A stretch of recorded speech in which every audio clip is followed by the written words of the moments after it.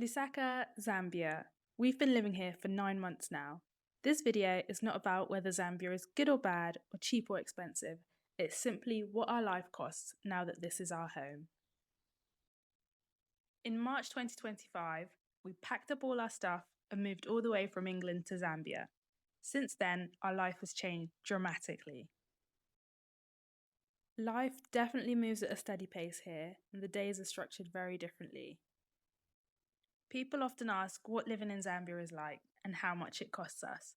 This video answers both of those questions based on how we actually live day to day. Housing is our biggest regular expense. We currently rent, and for a 2-bedroom house with a borehole and good quality finishes, rent usually falls between 9,000 and 17,000 kwacha. Food is one of our main monthly costs.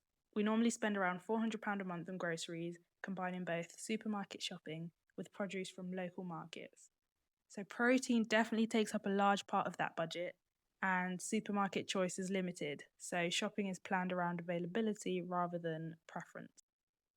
Fruit and vegetables are widely available, and most produce is locally grown and sold seasonally. The quality is generally quite high, and shopping happens more often and rather than in bulk. Over time, food has definitely shaped our routine more than we expected. Since shopping happens little and often, meals are planned loosely, and eating feels way less rushed.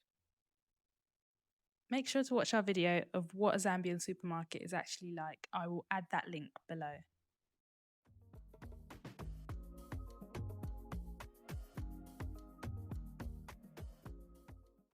Eating out is definitely part of our routine, and just to give you an idea of how cheap alcohol is, for an upscale place, a beer typically costs around 55 kwacha, but in a local bar you can typically get it for around 25.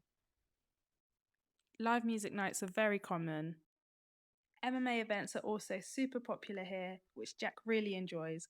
They're normally well attended and energetic, and the crowd stays focused throughout. They've become a regular night out for us and something that we look forward to.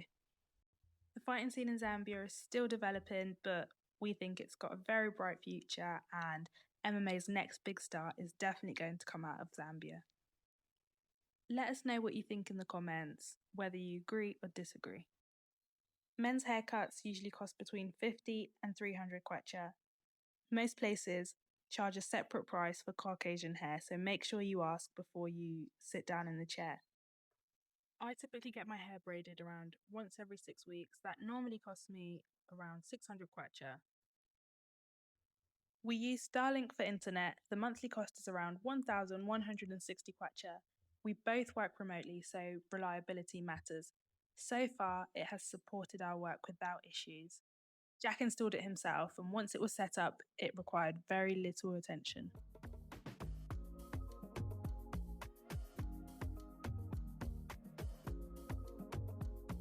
One thing we've noticed since moving is how much more time there feels in the day. Even small moments like walking, cooking, sitting outside don't feel rushed anymore, and that changes how you experience everything.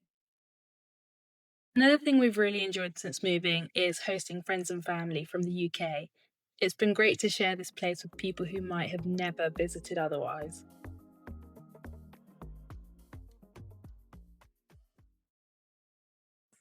If you're wondering about staying active, it's actually pretty easy. We're really active ourselves and try to include movement throughout our daily routine, not just in the gym. One of the things we love is that we can train at home using our own gym equipment. It's super convenient because it fits seamlessly into our day-to-day, and we don't have to worry about travelling or waiting for machines.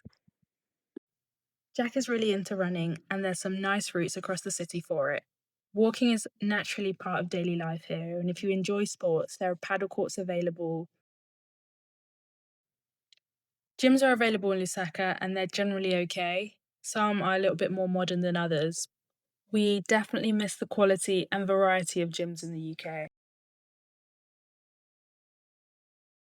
We cook using gas, which is a very common setup and works reliably for daily meals.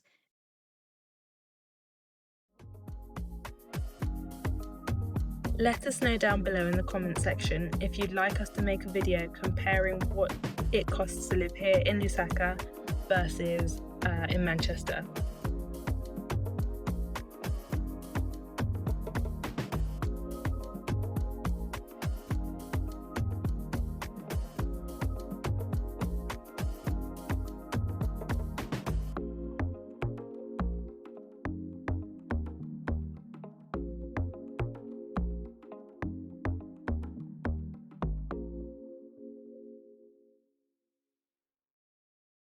Safaris in Zambia are an incredible experience, but they're not necessarily accessible for everybody.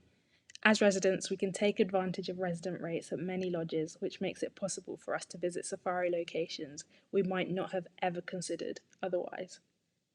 The experiences vary depending on the region and the lodge, but the wildlife viewing and conservation are always central.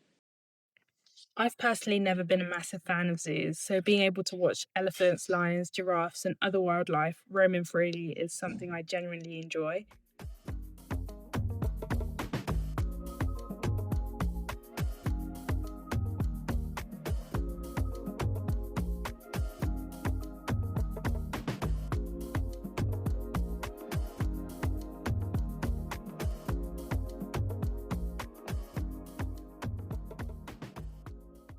This is how life looks for us in Lusaka after 9 months.